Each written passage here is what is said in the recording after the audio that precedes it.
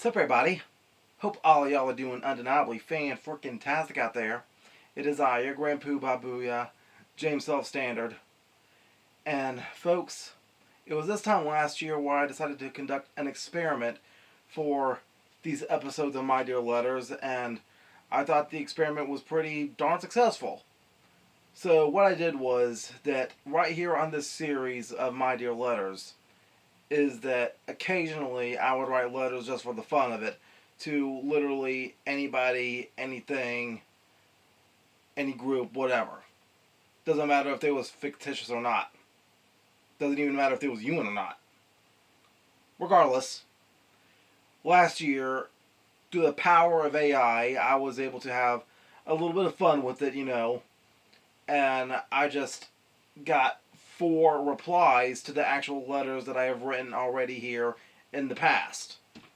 And I'm going to include those 4 episodes of My Dear Letters down in the description below for you to go back and take a look at them. But this is volume 2 of the My Dear Letters AI Reply Edition. Alright? So, the first reply letter comes to us from Courage the Cowardly Dog. Now look, I know it's just AI, but come on. Let's just suspend our disbelief and let's just have fun with it. Alright? So, first one is from Courage the Cowardly Dog. Alright. Dear James. Sorry, force of habit. Your letter startled me. And also the toaster just made a weird noise. Thank you for calling me brave.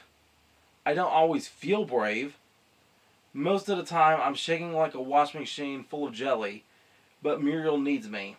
And when she's in danger, I somehow find the courage to face, ducks with evil plans, demonic eggplants, and yes, Eustace's mom. Not to mention Eustace's foot. But anyway. As for Eustace, I don't like him exactly. But he's part of the family. And sometimes when no one's looking, he's almost nice. Almost. Don't tell him I said that. PETA hasn't shown up in nowhere because, no GPS works here. The last guy who tried to find us ended up in a dimension made entirely of screaming pickles. I remember the spirit of the harvest moon. That glare could curdle milk. And yes, he does look like Uncle Fester. If Uncle Fester had a side hustle as a terrifying agricultural ghost. Your live-action casting is intense. Liam Neeson as Eustace, I can already hear him saying, I will find you, and I will bonk you with the mallet. Jimmy Lee Curtis would make a wonderful Muriel Kind, warm and able to handle a possessed washing machine without blinking. And Taylor Lautner as Die Young, perfect. He's got the energy to yell, watch where you're going, you fool, at least 400 times a day. I'll keep doing my best to remain courageous, even if my knees are knocking the whole time. Yours trembling, Courage the Cowardly Dog. P.S. If you ever visit nowhere, bring a flashlight, a frying pan, and a strong stomach. Trust me. Thank you, Courage. Alright. So this next letter comes to us from Bigfoot, aka Sasquatch. Now, normally I wouldn't have done this one today, but I know a lot of AI videos are out now with Bigfoot doing everything from going to SummerSlam to teaming up with Batman to participating in the Squid Games to heck even actually being an AI Bigfoot preacher. I mean, dude, it's getting ridiculous. So look, even Bigfoot wrote me a letter here, allegedly. The way I was imagining this was, let's say I was writing the first letter to him back in the woods. I was just in the woods, just minding my own business, just writing my letter, and I just left it there in the woods. And then I would come back a few days later to find this one. All right. So, dear James, I read your letter beneath the moonlight, while owls whispered and the wind translated your words into rustling leaves. You ask if I'm real? I ask if you are. Bigfoot, Sasquatch, Yeti, Abominable Snowman. We are cousins, echoes in regional dialects of mystery. Some of us walk snow. Some of us walk snow. Some of us walk shadow. I walk the in-between. Extinct? No. Just exceptionally good at hide and seek. Alien? Perhaps.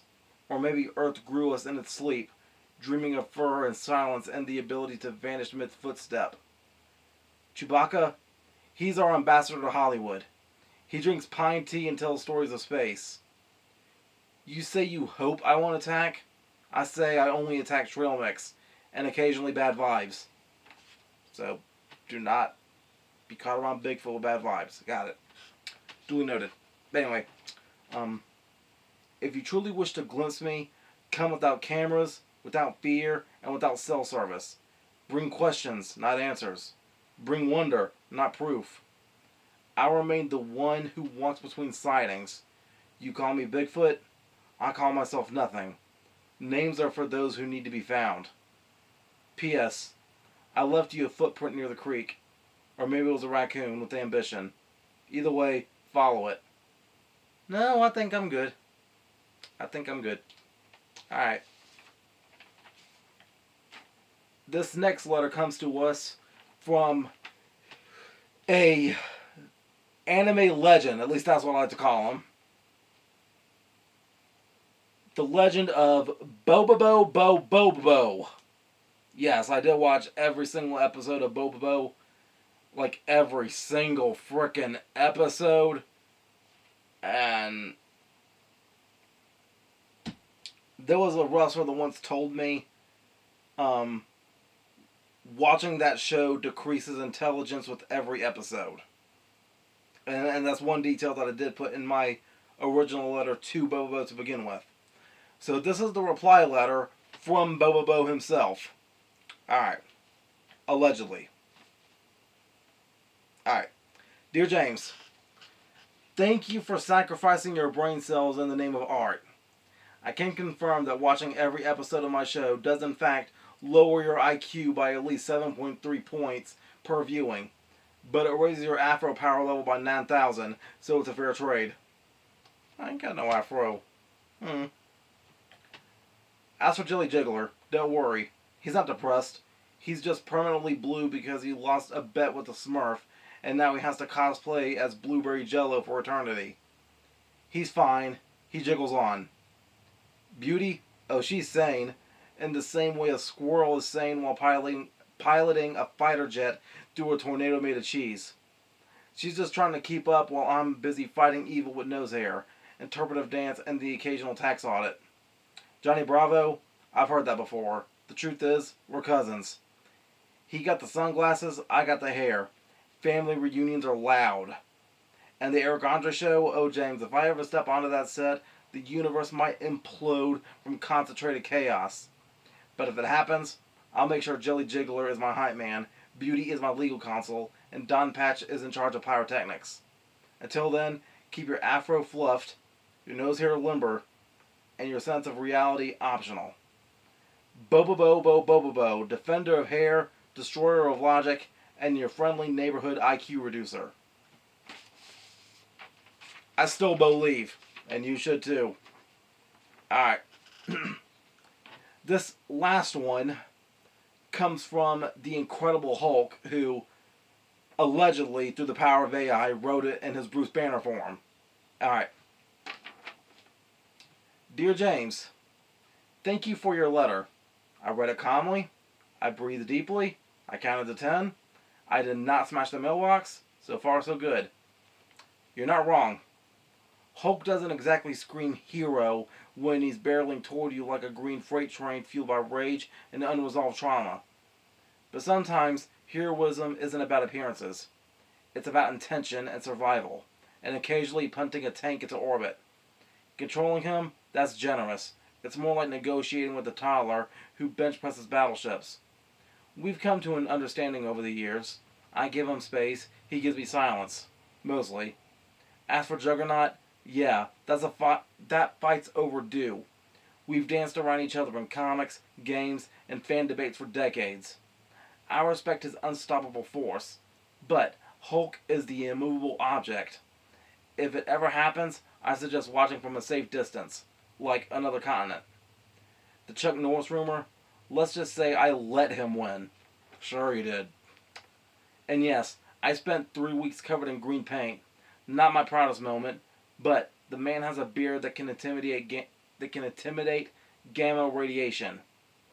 I did watch Anger Management. It was enlightening, though Hulk kept yelling, "You're not my dad!" every time Jack Nicholson appeared. Thanks again for writing. I appreciate the honesty, the humor, and the Marvel vs. Capcom nostalgia. Just remember, if you ever see a giant green monster charging at you, duck first, philosophize later. Sincerely, Dr. Bruce Banner, and somewhere nearby, Hulk grumbling. P.S. If you ever mod the game to let Hulk fight Chuck Norris and Juggernaut at once, send me the footage. For science. And that concludes the My Dear Letters AI Reply Edition Volume 2. If you like this video, please give it a big old thumbs up. I greatly appreciate it. And, yeah, make sure you go check out the original letters in the description below, because they're connected with this one. Alright. But, yeah. And if you haven't already, what are you waiting for? Frickin' subscribe to SSP already. Subscribe to SelfStandard Programming already. Ah! I've been stuck at 598 too long. Give me back up to 600 and beyond. Please? Please? Alright. Other than that, make sure all of you remember to be outrageously optimistic year-round. Booyah. I'm out. Someone said you're feeling brave tonight. Do you really want to cross the line right now? Go ahead and try to take what's mine. Let it go.